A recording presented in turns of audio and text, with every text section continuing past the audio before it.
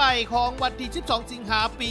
2025นี้ท่านลิทองบุตรมลีเลขาคณะบริหารงานพรรคเมืองสองคอนพร้อมด้วยท่านแก้วสมศักดิ์พิมพ์จักรรองประธานคณะกรรมการปกครองเมืองและคณะรับผิดชอบคุ้มครองภัยพิบัติขันเมืองมีทั้งโยธาธิการและขนส่งแผนการและการลงทุนแห่งงานสวัสดิการสังคมเมืองโดยร่วมกับทางบริษัทที่รับผิดชอบเพิ่มทวีเอาใจใส่เฝ้าระวังเพื่อแก้ไขปัญหาเส้นทางเป้เพที่เกิดขึ้นในฤดูฝนคือบริษัทเป่าเจริญทรัพย์ก่อสร้างขัวทางส่วนหลับประธานเคหสถานจำกัดผู้เดียวไม่ได้พร้อมกันลงพื้นที่ไปพบปะองค์การปกครองบ้านห้วยไข่เขตกุมบาทที่10หาดเจริญคำและบ้านน้องขอนเขตกุมบาทที่8เจ้าเมืองเฮียงโดยมีทั้งคณะพักขักฐานคณะกลุ่มบ้านทั้ง2กลุ่มได้เข้าร่วมเพื่อติดตาม4นำสอมแป้งและแก้ไขเส้นทางที่ได้มีการเป้เพ